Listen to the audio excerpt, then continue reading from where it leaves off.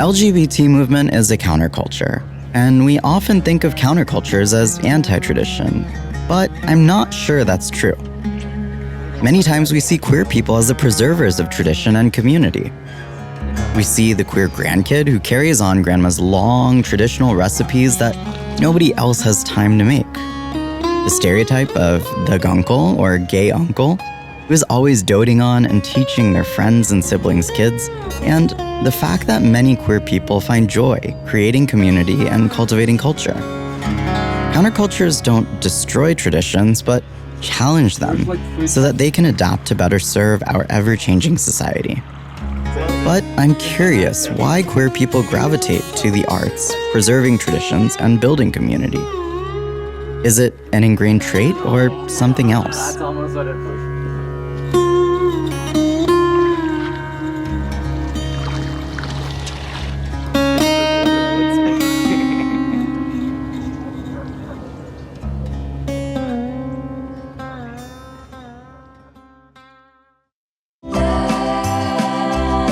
Come with me while we cook with strangers and learn about their lives together. My name is Anand, and this is Kindred Kitchen. Tell me your story.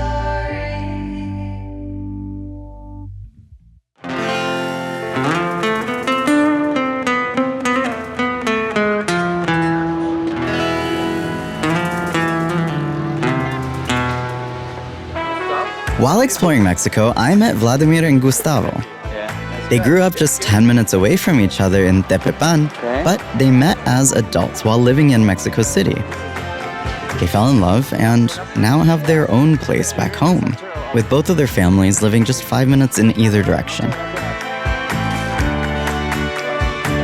Their town is in Xochimilco, an area that practices the ancient Nahuatl or Aztec technique of growing food on floating farms called chinampas.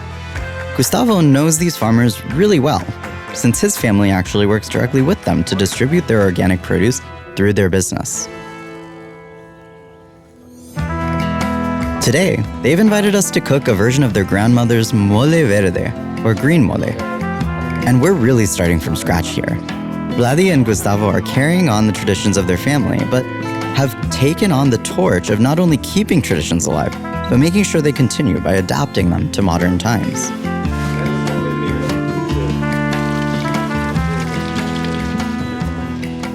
We want some spice, but we don't want it, to be super spicy because otherwise it will overcome the flavors. Yeah, exactly. You want it spicy, but not so scandalous. Yeah, not so scandalous. Exactly. Low profile. Low profile, spicy. Low profile. Yeah.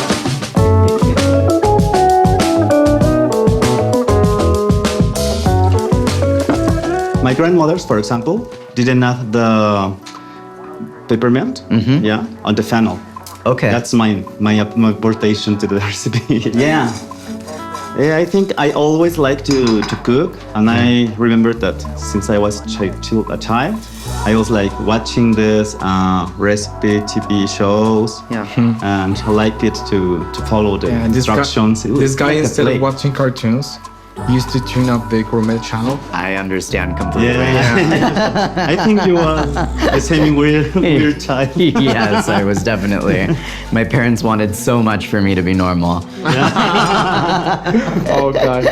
Well, I guess because traditional food is have a charge of history and identity. Yeah. And in this time, I think every people is looking forward or need to find something of this, no? And you can find it in food.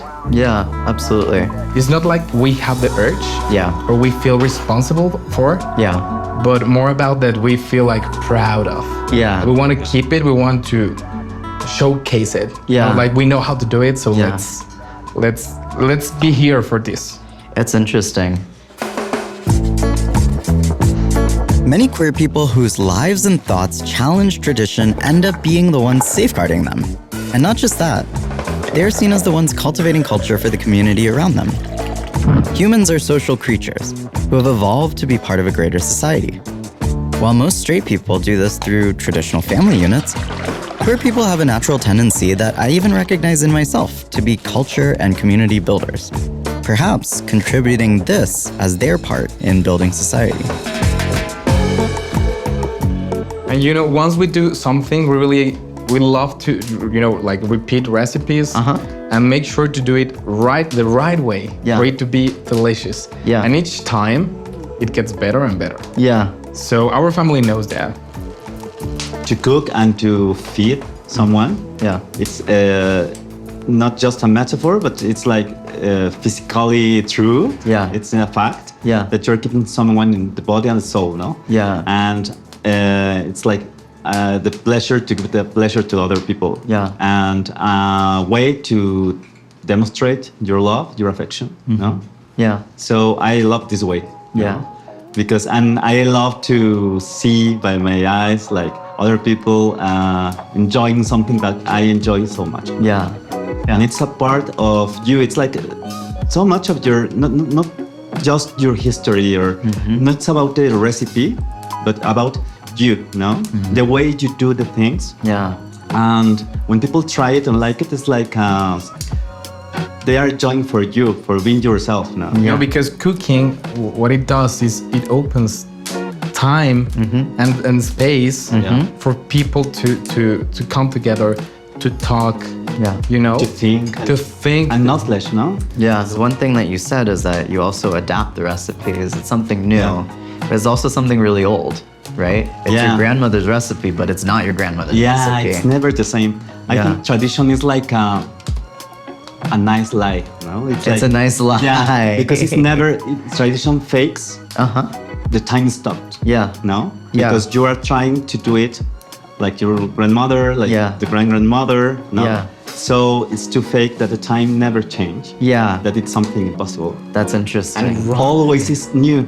For example, when Dia de Muertos, when you put an altar, it's always a new. It's something new. It's something ephemeral, no? But the items there, the things that are in there, they're like it like always existed, no? Yeah. Since you remember, no? Yeah. So I think it's a very complex thing to talk about tradition. Yeah. Because sometimes we think about this like the opposite of creativity or innovation, no? Progress. But progress, But it's not opposite. Yeah. It's happened so much to think about it.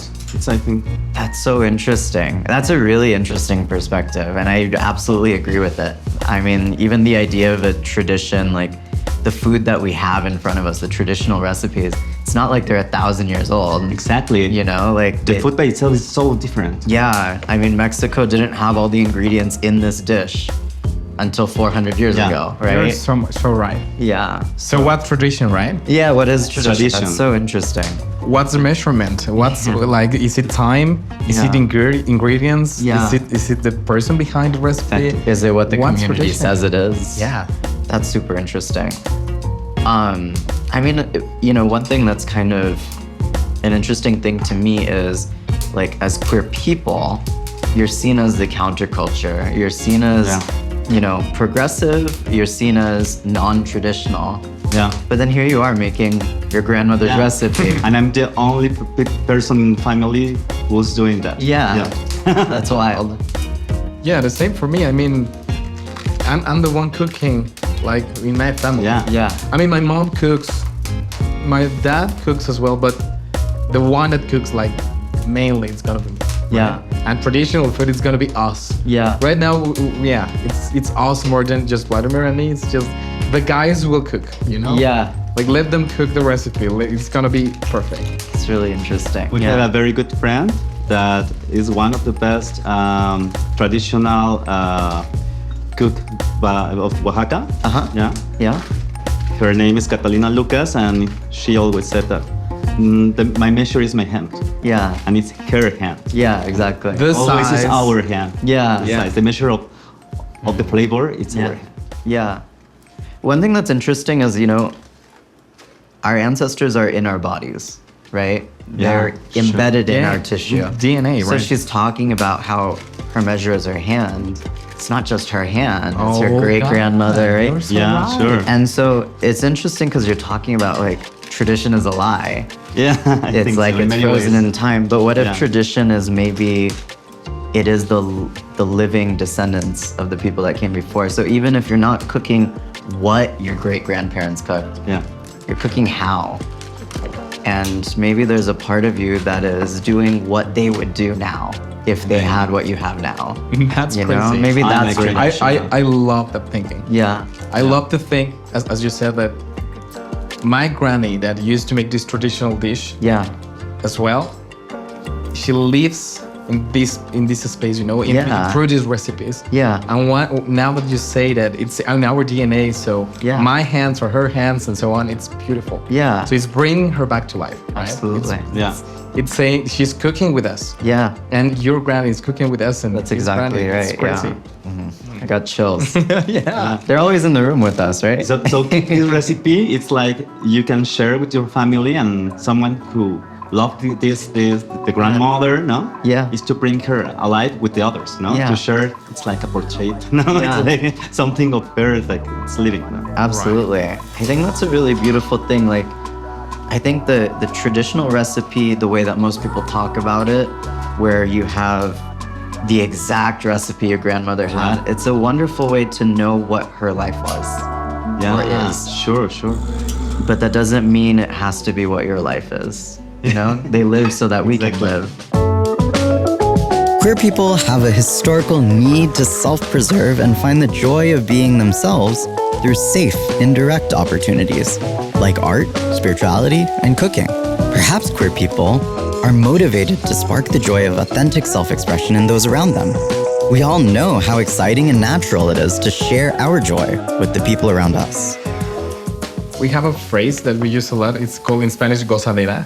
Gozadera. Which means like really like enjoying yourself like Yeah. in a proper way. Mm-hmm. Like there's a word in English that you say when you're fully in enjoying something, like fully Immersed. That is the word you said. Revel. Yeah. To revel. right? Yeah. That's This what it is is. gozadera. Gozadera might be Gozadera. revel. Yeah, That's reveling. Yeah. So this- Reveling in the food, reveling in Exactly. your friendships, like reveling in love. No. But you know what we really like when you talk about community is this. We have the ability to create time and a space that helps people to feel rebel, or to rebel themselves. Yeah. It's a safe place to play. Yes, and we love creating these spaces and these spaces and this time and spaces. I love that. We love it. He's a stage designer, right? Yeah.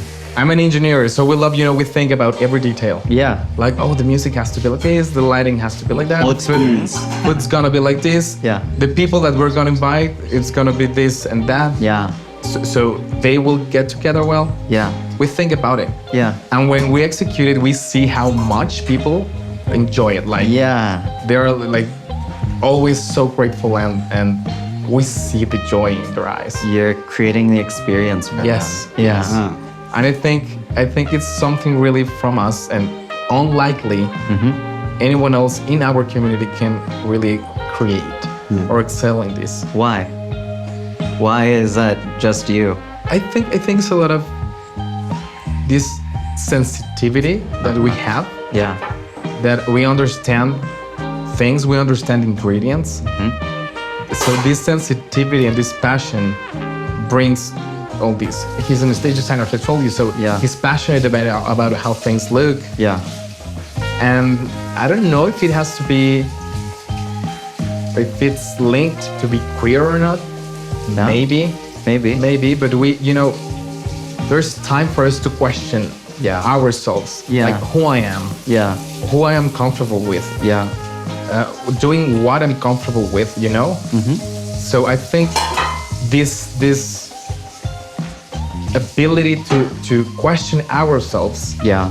helps grow our sensitivity, Yeah. right? And that's why we are sensitive to these small things, these small details, that when you add up these details, they end up being a whole experience. Yeah, absolutely. Right? I mean, I would even think that, like, when you grow up queer, you learn how to navigate spaces. So much. You learn how to be a certain type of person in certain places. I honestly, I love that. Yeah. I love, like having this ability. I feel it like this ability, superpower Yeah. to blend Yeah. when I want to blend, Yeah. to stand out when I want to stand out, Yeah. and to be the loudest queen in the room if I want to. I love it. It's amazing. Yeah.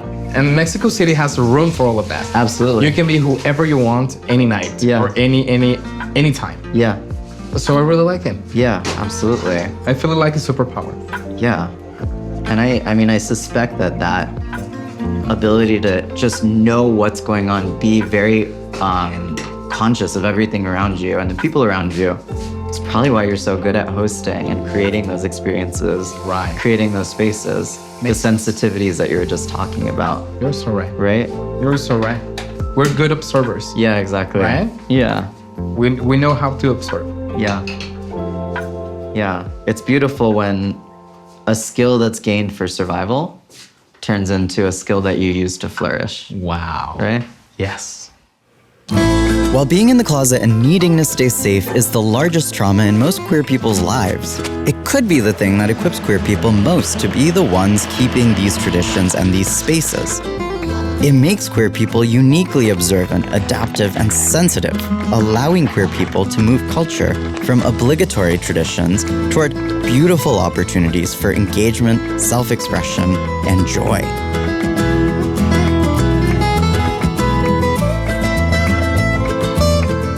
It looks beautiful. Yeah. I love that the green color doesn't like go away when it's cooked too. Right, yeah, It's so exactly. bright. It's so bright, it keeps bright. Yeah, give it a taste. Color means flavor too. You think it's good enough? I think so. Yeah, spicy is fine. I think so. I think so. I think you might be better than your abuela. No. I didn't know her. Yeah.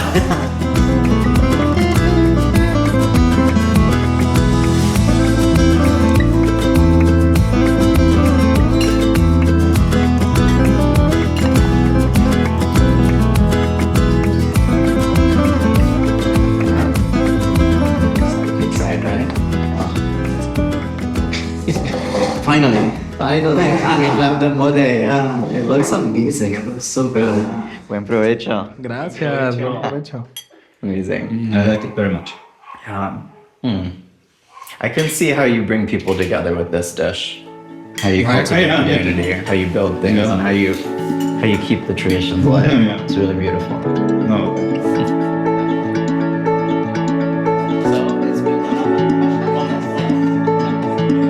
I saw a lot of myself in Vladimir and Gustavo.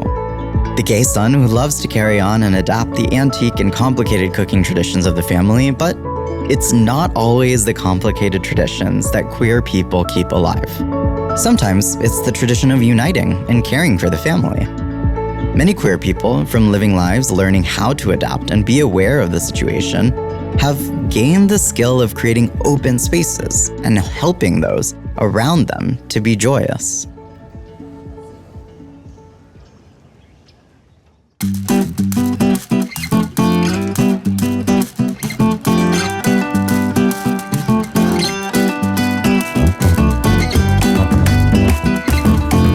While I was visiting Brazil, I got to know our new friend Patrick. He comes from a pretty typical Brazilian family in Rio that likes to gather on days off, and often does so around a plate of oxtail. Patrick is a professional chef, and he's invited us into his home to learn how to cook his family favorite, as we talk about how cooking is community, and what community means to him as a trans man.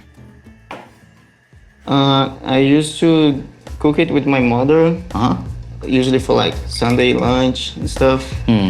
And would be me and her doing this, and my dad doing the salads, my grandma in the nearby, just checking, see if you're not doing anything wrong. Making sure. Making sure. Was it her recipe? Kinda. She taught my mom how to cook, Yeah. but my mom, she's really passionate about cooking, so she's always adding something up, Yeah. putting something of her own, the recipes. And every time we were cooking and she was around, she would like kind of look around and say, oh, you're doing this right, doing this wrong. Making sure that everyone is keeping the tradition properly. Exactly, like, oh, I don't do it like this, do it like that. but always in a fun way. Yeah. And it was really important because the reason I went to culinary school was because of that tradition of cooking. A tradition of cooking. Cooking Inside the something house. specifically, or Not cooking anything specific, like cooking dinner, cooking lunch, having a little snack. the act of cooking. The act of cooking, yes. That's the tradition. For me, the tradition is not necessarily the dish. It's more about the moment you're doing it, with people you're doing it. Absolutely. I get that completely. I mean, I think that's something so primal in us is at one point our ancestors were sitting around a fire after a hunt, you know? Exactly. And so, I mean, they already had the experience of hunting together. yeah, And then the experience of starting the fire together. yeah. It's all about community and how you get farther when you're not alone. And you allow yourself to not be alone. Yeah, absolutely. One thing that's really interesting to me, I don't know if it's the same in Portuguese or not, but in the US, like the old way of talking about queer community is saying family. Like people would say like, oh, is he family? Oh, okay. Like to refer to your partner? Yeah, well, not partner, but like anyone from the queer community was family. Okay, just So like even a that song- secret code. Like Yeah, to say. kind of. Even like, there were secret codes. They also would say like Friends of Dorothy and that kind of stuff too, the rainbow. But like even that song that's really popular with like old queer community, like We Are Family. Oh, okay. I see. I don't know if that's what it's about, but that's why it's popular.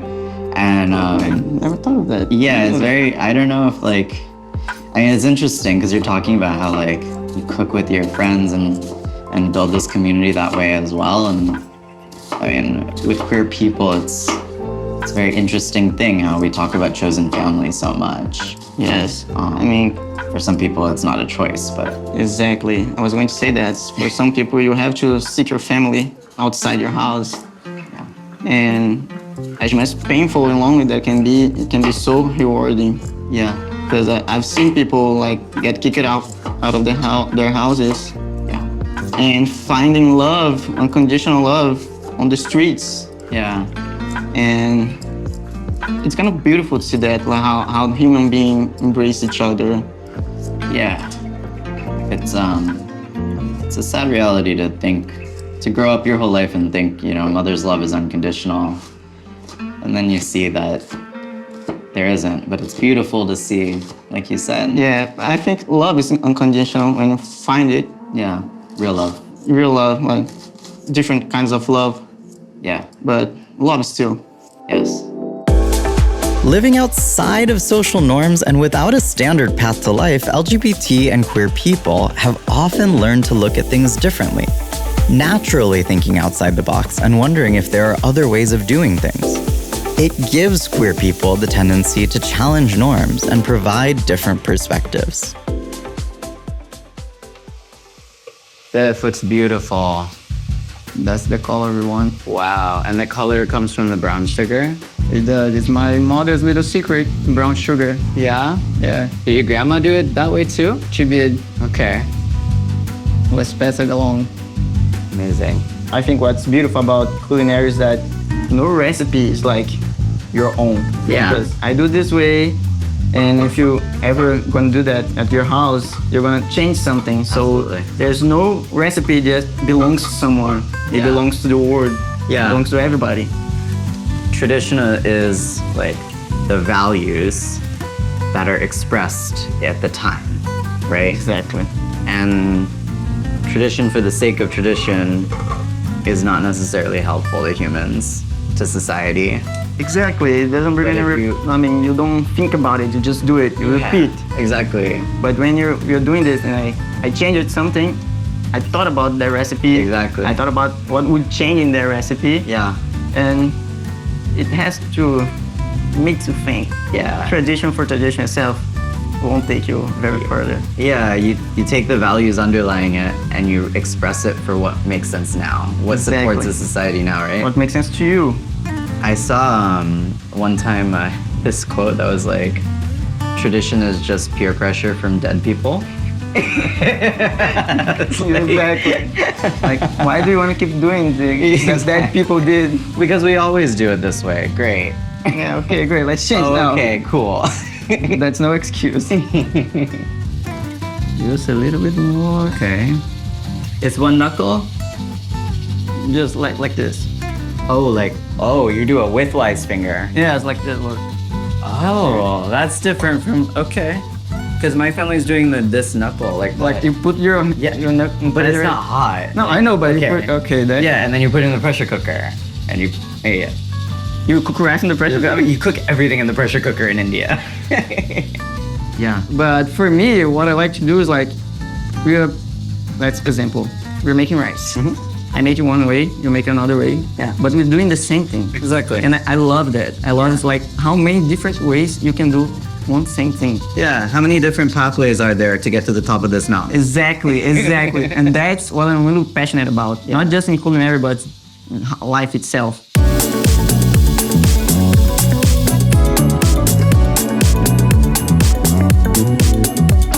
Being on the edge of society means being able to broaden what society is, what normal is, and in doing so, creating space for people to express who they are and truly enjoy the many dimensions of being human.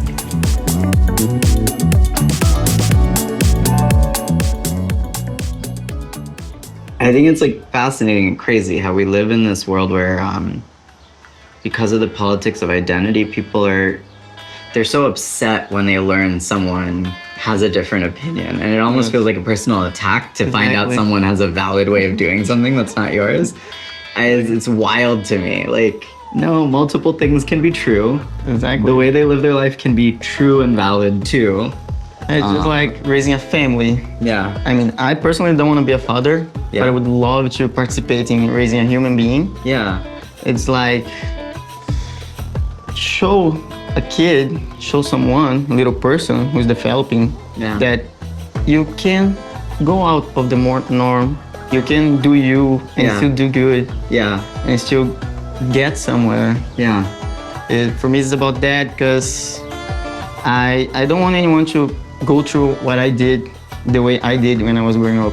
Yeah. So if I could be like a support, a friendly shoulder to someone growing up in that way, it would be amazing because it changes a person. It changes how you grow up, your mind. And I really do believe in the phrase, it takes a village to raise a child. Yeah. I think that's so true. Yeah. And I want so bad to be part of the village. Yeah. And to help form another human being that is a human being. It's Yeah. not just a little machine repeating stuff. Yeah, absolutely. I want to be there for someone. Yeah, I 100% get that. I think that it to develop into a holistic human being, you need the weird uncle and You the do. crazy aunt and this person and that person. And you need the person also who's like very grounded and is like, no, this is the way things work as well. You need a whole bunch of different people. Exactly. Because otherwise you don't know how to understand other people that are not like you either. Exactly. You have like to break out of your bubble. Yeah. You can't just grow up with people who are like you. Yeah. You need the difference. You need other ways, other paths. Yeah, exactly. You know, being from the Indian community in the US is pretty conservative usually, and it's part of why I live very proudly and outwardly, and you know, I'm not shy about things because I know I come from privilege from being from a family that's very accepting and being from a family that's pretty well liked as well, and so And that helped you, that shaped you. Yeah. Confidence to be yourself. and it also gives me not just the privilege, but also the responsibility. I live loudly because if there's another person growing up in our community that needs to know it's okay, maybe they'll see me. They looked up to you. Or even better yet, maybe their parents will see me and they'll know like, oh no, okay, you can grow up and be happy. Exactly. And be like, you and be happy. It's like making a point like, look, Yeah. I grew up, I have a job, I have a career. Yeah. And I'm me. exactly. While doing all that. And your kid will be Just fine. too. Just as Yeah. fine. Yeah, exactly. Even better, hopefully. Exactly. I firmly believe we live our lives and go through the difficulties we go through so that way other people don't have to. And it's our job to Exactly. make sure that we can help, you Make know. like life easier for other Yeah. people. We don't have to make it harder. Exactly. We build community through those actions. Exactly. And I think it's that community that holds you together. Yeah, exactly. When you don't have related parents, related family, it's your chosen family that that holds you together. Yeah. And it's your community. I mean, I think it's why so many queer people really build that community, because they need it themselves and they know how valuable it can be to other people. Exactly. They don't just build it for themselves. They build legacies that last. Should go on. Yeah. Like, let's perpetuate the word. Yeah. It's really important. Yeah, absolutely.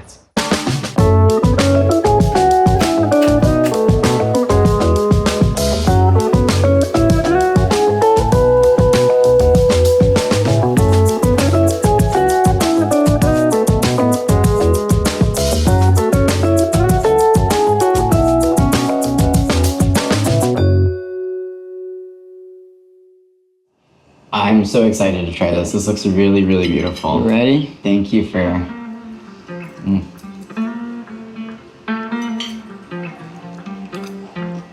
That's really good.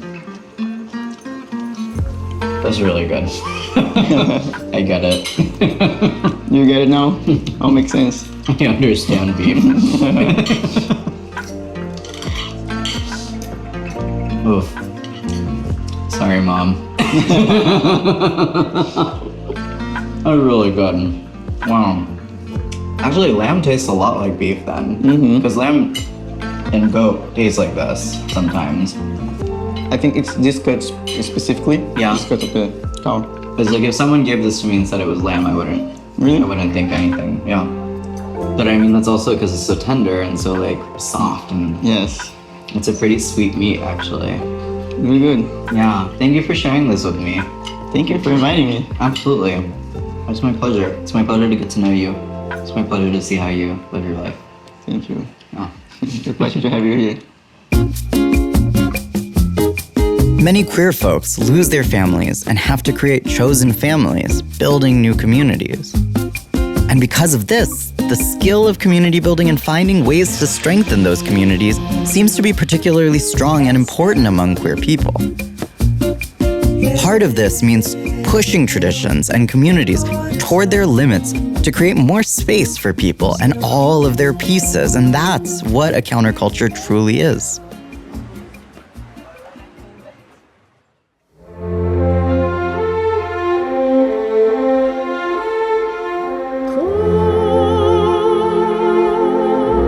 I'm back home in Orlando, meeting our new friend Russell. We're meeting at the Dr. Phillips Center for the Performing Arts home to Opera Orlando, where Russell is the Director of Development. He spent his life working in the arts, not just getting performances onto the stage, but also making sure the arts are accessible to the community. He runs outreach programs, organizes performances away from the theater, and even creates direct, personal connections between artists and art lovers. Some people just plain old don't know about opera. Right. So, if you don't know about something, you have no clue as to whether or not you really like it, right? Yeah. How do you know if you haven't tried? Exactly. So, we go out to where we can. We have a lot of outreach. We go into community centers. Yeah. We go into retirement centers. We go into schools all over the place. And, sometimes we find that there are people who are so enamored with what we've brought them that they want more. Yeah. So when I got here, it is my natural condition to want to do dinner parties. Okay. But I know nothing about that personally. I found that, I was developing with Opera Orlando what we call an artist patrons program. Okay. And so what I found was convenient to do and way less expensive than doing it at a restaurant was to have dinner parties and invite the artist and the artist sponsor, who is our donor. So, I've been doing dinner parties for the opera, but not as part of the opera's budget or anything, just something I do to help further our ability to sort of attract people to our artist patrons. I love that. Because you get a dinner party around, my dining room table. Yeah. With the artist. Yeah, exactly. And get to really know the artist. Yeah. And so that's been very fun, actually. Very cool. And I think people like it. Great. Perfect. Let's go. Russell is well known for putting together fabulous dinner parties that bring together patrons and artists to help build up the local arts community. And one of the stars of these dinner parties is Russell's famous gazpacho, which he's invited us to prepare with him in his home today. It seems like it's a common trait across generations that queer folks find themselves building communities, growing the arts, and creating spaces for self-expression. I'm getting the pleasure of hanging with somebody who's experienced more of the world and seen more changes in it than I have, and I want to learn from him why this seems to be an unchanging characteristic among LGBT people. More than half of the people I know who really like to host and are really good hosts are my queer friends, usually gay men. And it just feels like something that's in our blood. It's something that we just like love to do. I think that might be actually true. Yeah? Yeah. I don't know what it is. I mean, of course there's A genetic trait. maybe there's a biology component to it. I mean, there's plenty of stereotypes around like gay men have good taste and they like good things, nice things, you know? But I don't know where the hosting necessarily comes from though, you know? I've always found it really interesting how like queer people occupy this space of hosting and of cultivating community. It seems to be, and we like, I see that even within a family too. It always seems to be, not always, many times seems to be like the queer son who tends to be the really good uncle, you know, or in your case and my case, the gay son that shows up as parents are aging, Right. you know, and that kind of community building seems to be just part of the nature. Well, you know, you're younger than I am, but when I was very young, you know, the gay community did that like as just a way of socializing. I mean, you know, it was different back then, and you know, dinner parties in private homes happened with frequency. And they don't happen so much anymore because, you know, more and more people, I mean, when you go out to restaurants, you see groups of gay men all the time out at restaurants. Yeah. But that didn't happen quite as much back in the days when I was younger. Yeah. And so So you know, I think that helped build community back then, no question. yeah. And it probably still is. Yeah. But I don't know if as many people are doing it today as they used to. It's because people have freedom to gather now. Yeah. A little bit more than they used to. I think that's very true. And it probably, I mean, you know, back in the day, a lot more people weren't accepted by their families, and so family was something you cultivated, something you chose. Right. Right? And so I suspect that this was probably a big part of it. No, you're probably right. Maybe there's a part of it that was encouraged by the fact that people needed to cultivate family. So it wasn't a dinner party as much as it was Sunday night supper. Right. To some degree. Yeah. That's interesting. That it's maybe it's ingrained, but maybe it's the culture that evolved out of need. Probably 50-50. 50-50. I still think there's dinner party genes. I believe that. Because it happens independently, even before you know you're gay sometimes. It's true. You work so much with culture, Yes. and you perpetuate it through the opera, through the ballet. What actually is culture to you? Well, to me, I look at culture as an outward expression of, you know, mankind and mankind's ability to express, in many cases, the deepest, most personal feelings that, you know, somebody can express. Yeah. You hear it in music. Yeah. You hear it in, you know, opera, certainly. And you hear it, you see it in ballet. Yeah. I mean, you know, you see it on the stage. Look at Shakespeare. I mean, you know, there's all sorts of cultural activities that over the years have been, you know, made mankind manifest to a broader audience. Yeah. And made people think about what they were seeing and impacting their own lives sometimes in profound ways. It's an interesting feeling I'm having when thinking that queer people are becoming more, I mean, they're Mainstream. Yes, it is. And that's a great thing because It's it a means great that thing. there That's the are way it more should be. rights, there are more.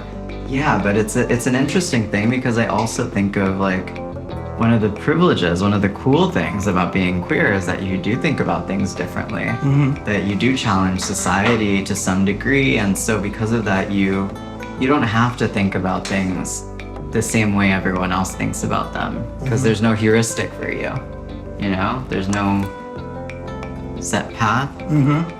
You know, the gay culture that was developed in the 60s, 70s, 80s, Yeah. that was so prevalent in gay communities, you Yeah. know, segregated great gay communities. Yeah, back the then. neighborhood. And those are less and less and less and less. Yeah. But I also feel like, you know, the neighborhood and the way that segregation, even though it comes from a place of pain and suffering, it also created this kind of community. You know, when I lived in San Francisco, it was kind of nice to walk around the Castro and you would know people. Yeah. You don't get that in the US, No. especially in cities that much anymore. Not anymore. No. What? We weren't diving into that batch Why not? because that batch is for tomorrow. It needs to sit for 24 hours. Did you just bring me here to do work? Yeah. No, I made some yesterday Oh, okay. that we will have. Okay. Okay? All Is right. that all right with you? That's fine with me. Because, Anand, What did I do? there's a stem. Oh no. Oh, Thank you. you may eat it. It's very good. Yes. But doesn't it look good? This looks amazing. Smell it. You know, it's like I'm not a big fan of tortilla chips, but I eat them because I get to eat salsa. Yes. This is They are a me getting conveyor, to a eat conveyor of salsa salsa. after a meal, Right. and that makes me happy.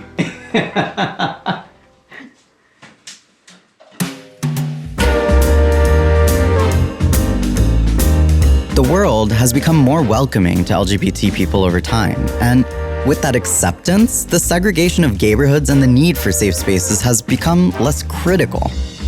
Luckily, many don't need to find a chosen family due to loss of their birth family anymore, and yet, queer people still build community. LGBT people are still so often seeking opportunities to create and strengthen the community around them, even beyond LGBT rights and the needs of the queer community.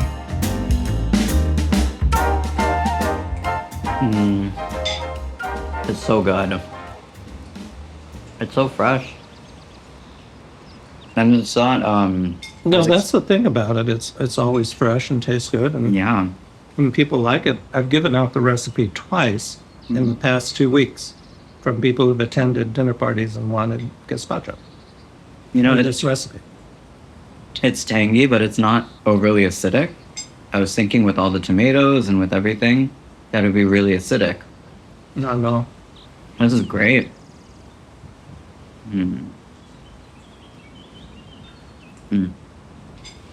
And that crab meat really suits it.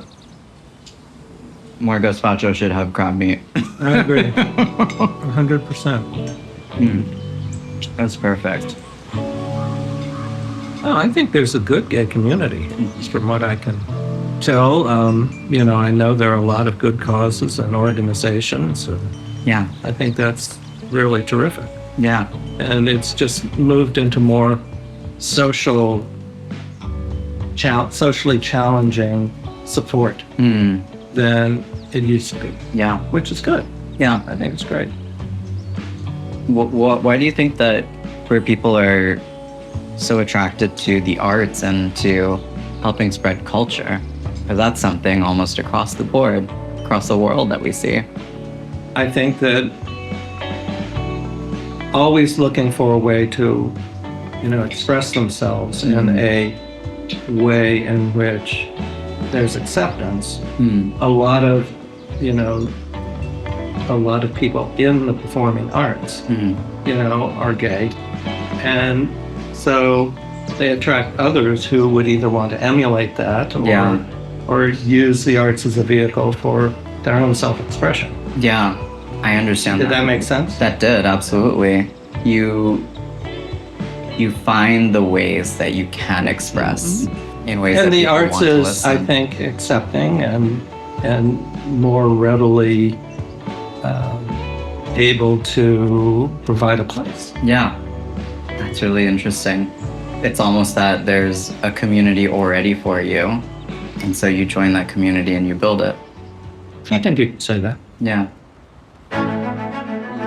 Queer folks have always had this beautiful knack for seeing the world from the edges, learning how to read a room, how to notice threats and opportunities others may not need to, and how to find safe ways to express the many parts of themselves. So it's not surprising that queer people have found ways to experience the joy of reveling in who they are through the arts, inherited traditions, and culture. And they create communities to support that expression. Queer people don't just build community because they need it. They don't just create art because they need to express who they are.